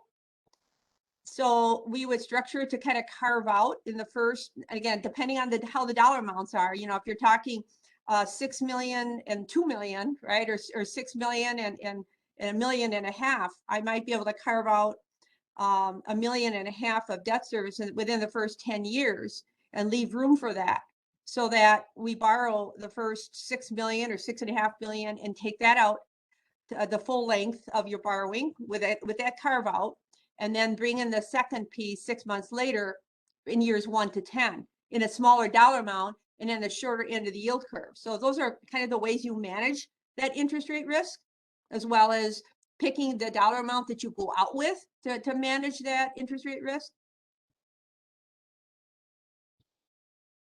Yeah, it sounds, we have quite a few viable options, I think, of how we can, just a matter of kind of strategically figuring it out. Right. So really, I think the most important thing that we need to decide today then is what is going to be our not more than number. Right. And the other thing is you have to decide if, let's say you go with 8.5 and you decide you only need 7.5, right? So one of your options, of course, is with the second phase, you may not need to borrow that. I don't know. I mean, it just depends on what the actual project costs are going to be, or maybe you need to borrow $500,000 less than what you thought, because you're going to have contingency and those numbers as part of your project budget as well.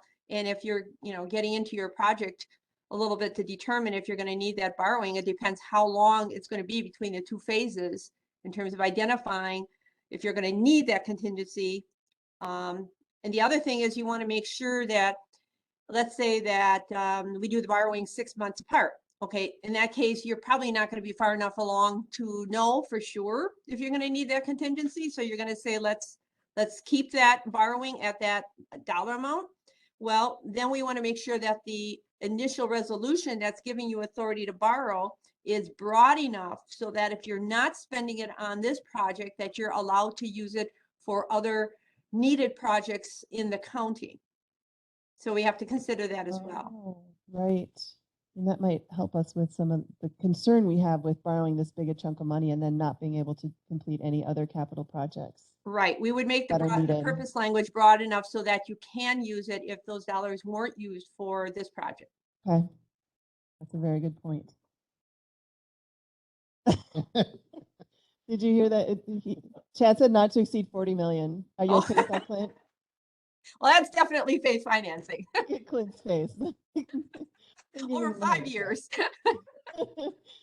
All right. Thank you very much. That's actually really helpful. Thank you for taking the time to meet with us today. Sure. Anytime. I feel like Glad we've you really called. been kind of beating this to death, but we really, it's a big deal as far as our ability to borrow in the future too. So we want to make sure that we're covering all our bases. Absolutely. All right. Does anyone else have any other questions as far as the financial piece of this? Okay. So I think what we're looking for would be a motion to determine what that not to exceed value is going to be that we will bring before the board in May, that will require our 3/4 vote of the board. I would make the motion at 8.3 million as hold on. recommendations of the consultant. Someone want to second that? So we'll have a little more discussion. He said 8.3 million. Do I have a second? I'll have a second for discussion. Okay. Go ahead. Mr. Cosgrove, did you have a question? I'm just curious if our contracts can be structured accordingly to accommodate phase financing. So the two biggest pieces of the project, the radio piece and the civil piece, are both contracted with terms. And so the radio terms are normally based on, initial down payment, DDR process, delivery of equipment. And so usually there's about 5 milestones in those contracts. It's very similar to the civil contracts as well.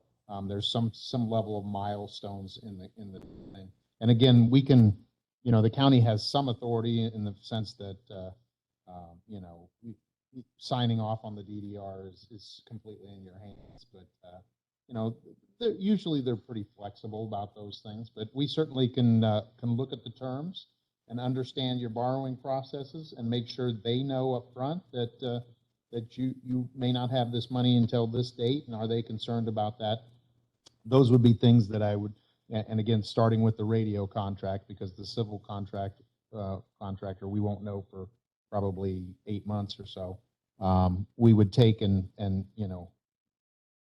work those out in the contract negotiation process. So I have an example. He kind of gave us an example timeline. So I'll just quickly run through it. So it's July 1. We have a 15% down payment. It would be $666,000. And then the next payment would be a 10% DDR acceptance November 1st of 2022 at $444,000. And then we don't have another payment until March 1st of 2023, which is a civil engineer down payment of $162,000. Then May 1st of 23, there's a $406,000 payment to the civil engineer. August 1st, there's a $1.1 million payment for 25% equipment delivery for the radio vendor. August 1st, $400,000 to civil. November 1st, $400,000 to the civil. December 1st, this is all 2023, $1.3 million to the radio vendor. January 1st, 24, there's a $243,000 payment. And then on April 1st, 2024, $888,000 for the 20% final acceptance to the radio vendor. We also have monthly payments to True North that would happen throughout this whole thing. But so that just gives you an idea of how the money is spread out over the next 2 years. And a little clarification, that's a civil contractor. And of course, you have a civil engineer as well, kind of not monthly, but they have some payments along the way depending on their services. Again, these are estimated dates based on a common project timeline, and things can slip and things can go quicker, but usually you have some control over it. When we do the contract, we can muck with the dates somewhat, probably, you bet. to fit our schedule. Okay. So 8.3 has been picked, kind of a rough number. Then August won't be until we start buying our supplies of 2023. So our equipment. The first equipment, it looks like is, because the first year is all design and getting everything So in you're place. proposing maybe May or June that we're going to go to county board and lock in like what Bob proposed, 8.3. May. May. Okay. Because we want to be able to get contracts. There was some timeline of wanting, in order to have the contracts ready to go in July, having it at the May meeting was really, timing wise, was really when we need to do it. So my process is, again, I think we have a really good understanding of what the vendors have quoted. We are basing these numbers on, remember, we had 5 proposals. The high one we've thrown out, the low one we've thrown out. This is an average of the 3 proposals. Any one of those 3 proposals are viable underneath this budget. My next steps would be to make sure we've addressed all questions with the vendors. If we have any more additional questions, the county or the kind of decision, there needs to be a decision on which vendor to go with. That's your next step in my process is who's the vendor of choice. And then at that point, you begin the negotiation process, assuming your budgetary decision is your borrowing decision is made. And so, if we were trying to keep to that July 1 sign a contract date, I would probably say you should at least start a contract negotiations with one of these vendors by June 1 at the latest, but a little earlier than that would be better, May 15th. Just depends. May Yes. 17th is when our So, planning board meeting. so we want to know by May 15th who our vendor of choice is. And again, if we don't, we call them the vendor of choice because if we can't work out a contract with them, we might go to number 2 and work out a contract with them. But again, that's just trying to keep to your July 1 date of signing a contract. So 30 days, but I think it's valuable for us to use as much time now keeping both of these vendors in play until you're ready to decide which one. So are you going to bring a recommendation to this committee in May as to which If that's vendor? what, I think that's what we kind of talked about. If Okay. that's what you Yep. want to do, that's certainly, I think, Because we didn't have all the information, answers to our questions, and you want to have time to go through their answers. So you'll make a recommendation to us for our next meeting. and then if we do that, then from there, Then it we goes would to the start board. to, like I say, a contract negotiation. You're not kind of like in your borrowing sense, you're not obligated to anything until you put ink on that contract. Another question then, I guess, my real question is, you mentioned something about a $7 million and the 8.3 million that Bob said was like $1 million over what you thought for a cushion. Would you think that we need to go higher than the 8.3 due to inflation if we're not paying anything until August of 2023 and the way stuff is going right now? $1 million, we all are in government here. We know how far $1 million goes. Yeah. I think I've been, and again, where we've seen, again, we kind of have a good understanding of the radio vendor piece. They've given us formal proposals. What we don't understand is the civil piece.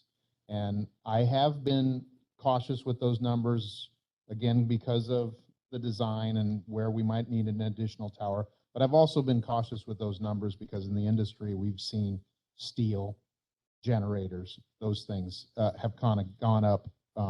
Again, we don't understand those, so trying to be cautious. I think my number is cautious with those numbers today. And once they sign a contract, we're essentially locking them into Oh, yeah. that price. So if the cost of a generator goes up, they have to cover it. Is that correct? At this point, yeah, you've got radio vendor numbers, unless they would come to you and say, we got to pull our bid, our proposal, because something went crazy. But they've already checked these numbers with their vendors, and a lot of vendors in the radio business usually raise their prices the first of the year, but they'll lock them in with these vendors knowing, hey, you've got 6 months or something to get back to us with. Yeah, you're going to order this equipment or you're not. So I think the radio vendors are solid. The radio vendor numbers are solid. The civil numbers won't be solid until we actually get a bid back. But my estimations are pretty safe, I think. The only thing we talked about that wasn't factored in is possible land acquisition for Greenfield, which my motion would have been probably not to exceed 8.5 just to build a cushion in because we don't have to spend it if we don't need it. So when you buy a greenfield site, is it an acre? Is it 5 acres? How much is it generally are you buying? You certainly can buy the land. You certainly can lease the land. You can work out a 100-year lease to use it. A lot of times you're putting up a tower, 2 different kinds of towers, self-supporting tower, a guide tower. Guide tower has wires coming down and holds it in place. A lot of times you go in and tell the farmer you want about an acre. In reality, your compound is about 150 by 150, and you might have an access road up to that. A lot of times people, if they buy it or they lease, doesn't matter which, they usually tell the farmer if it's farm ground that, hey, you go ahead and plant beans around it or whatever. Even though we own the land, you can plant all the way up around our compound. So there's different things, but yeah, those are usually how it's handled. So your 8.3 is, or do we want to make an amendment and ask for 8.5? I mean, this is still a not to exceed number. This is not saying this is what we're going to borrow. I mean, I don't want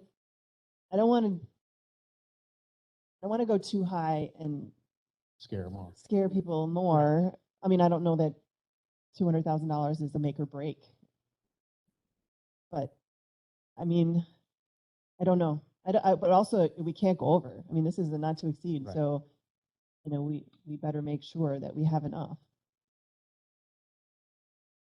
That was my point of asking. I the know, right, question, yeah, so. yeah, no, I get it, I get it. I'll make a motion to amend to 8.5, not to exceed. Second. That's fine. Mr. Langrick, can I ask your opinion on this? Your comfort?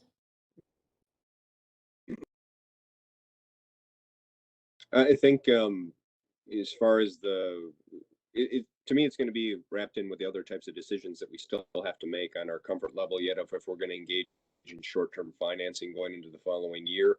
I think that it with 10%, 8.5 going to keep us underneath our 50% legal limit, which is kind of a good political point, if you will. Personal approach, and it keeps us below that. And the other aspect is just going to be that the decision then from the county board to feel comfortable with this by 3/4 vote to move forward with it. So I'm in support of it for the sake that I need a radio from my opinion. Right, okay. Yeah, I mean, we don't want to be caught with not enough. I mean, obviously, that would be disastrous. Type of service. So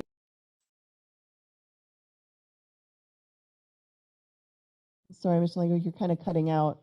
Only getting bits of what you're saying. Yes, sure. totally. Oh, there you are. Well, I mean, That's okay. I think come we got down most there. of what you said. Just to remind everyone, so if we were to borrow at the $7.5 million level, that would bring us to our debt the percentage of our debt used to 43.5%. And 10 million gets us to 47.27, so 8.5 would be somewhere in the middle there. We're still less than our 50% capacity. It does give us a little bit of wiggle room as far as some short-term borrowing or other capital needs that we know we have. So, all right, so I have an amendment on the floor. So let's go ahead and vote on the amendment. So the amendment is that we would set our limit at not to exceed 8.5 million for our resolution for bonding. All those in favor signify by saying aye. Aye. Aye. Opposed, say no. Oh, opposed, say no. All right, so that's our amendment. So it's now amended to 8.5, not to exceed 8.5 million. Any further discussion on that number? All right, let's go ahead and vote. All those in favor signify by saying aye. Aye. Aye. Aye. Opposed? All right, so in May, we will go ahead and go through the first step of our bonding with the not to exceed of 8.5 at our next LEJC meeting, which I think I told you yesterday, we don't know who's going to be on the committee, but someone will be sitting here talking to you. I mean, I think I will plan to attend even if I'm not on the committee, just so that I can answer any questions or whatever of the new committee. But you will come to us with a recommendation as to which of the 3 middle proposals you are confident will be the one we should pick. And then we will include that. So is that language separate? Is that a separate resolution? That would be, right? Picking which radio vendor contractor we want would be we would need to make a separate resolution. So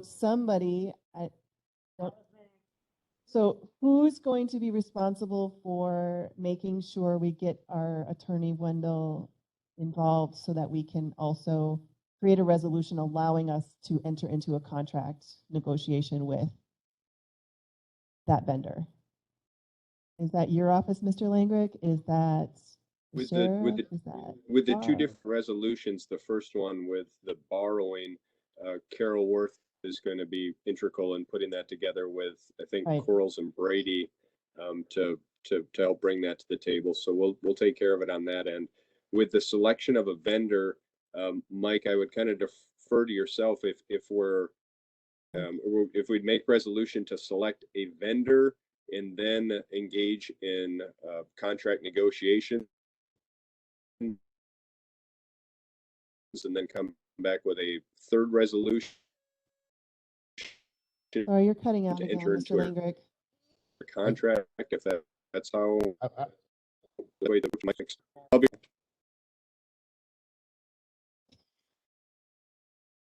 Well, I wonder if his question, wasn't you know, as I described earlier, vendor of choice.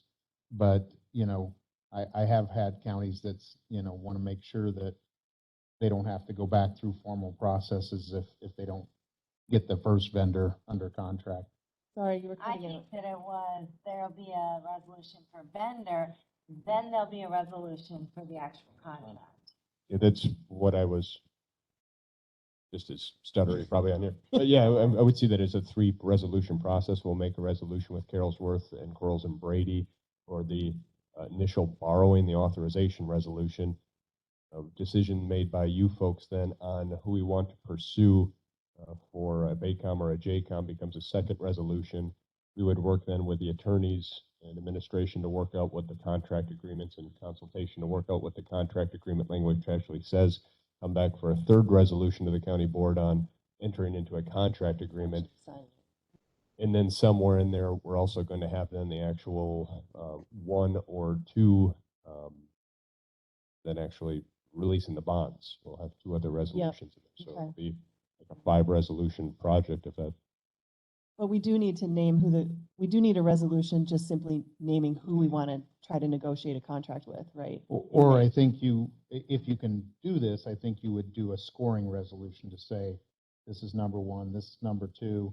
We want to negotiate a contract. I don't know who you would leave that in as far as a decision. If you couldn't negotiate with, then move to the second vendor, but that's up to you.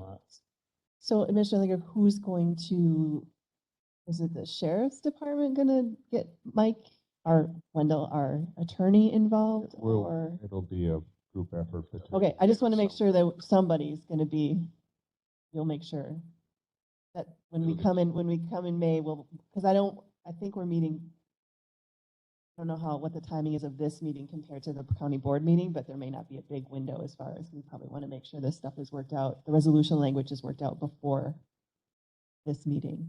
These vendors will give you a contract template for your legal department to review. We don't need that until after. Right, We just need to right. know who, and I just need to make sure that that resolution is actually created before our May 17th board meeting. Okay. I mean, it seems like things go much faster through corp council now, so it's probably not an issue, but just want to make sure that we have it. Somebody's. Get it done. Okay. All right. Any other questions on, did we vote? Did? Okay. Sorry, I know we voted on the amendment, but then I couldn't remember if we voted on the thing. All right. So it looks like we're good to go on this. Is there any other questions or anything else we think I should add to the FAQ document? You think I need to go in? Are we going to just have a financial discussion at finance about this whole? Are we waiting until after the May 17th, or should we talk about this? We'll be bringing this conversation to finance and personnel when they meet because they still have authorities on working with bonding and such. So, yeah. So what we did today will actually go to finance. It's going to be a recommendation item brought to finance and To personnel. finance. Okay. All right. Of course, we don't know who's on that committee either. So.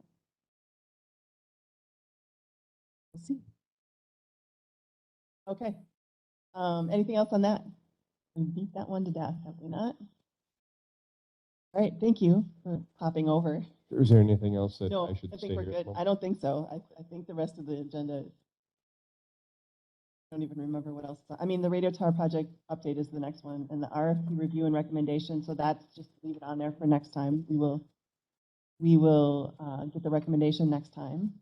So yeah, no. Okay. I think we're good. Thank you, Thank you. Madam Chair. All right, so the next item would be mapping radio system and squad updates. So you did get permission to use the borrowed funds for cars, to order cars, correct? Happened at the last Correct, yes. finance. So that's still.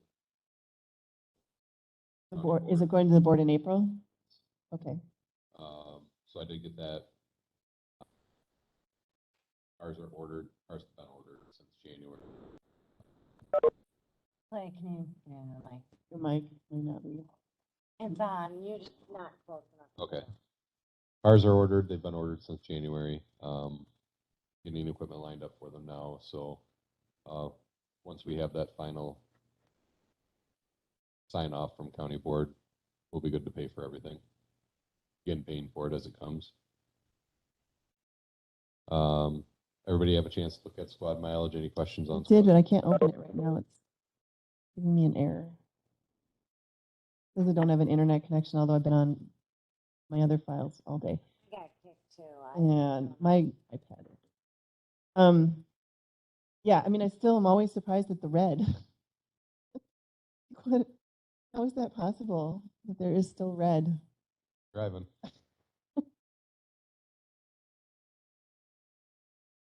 Noticed, I like watching the mileage on stuff, and I just hear a lot of radio traffic all the time, which is a good thing.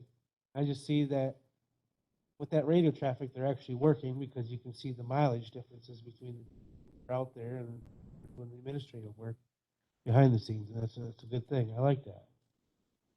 Yeah, I find this to be really helpful because it really helps us understand why you keep asking.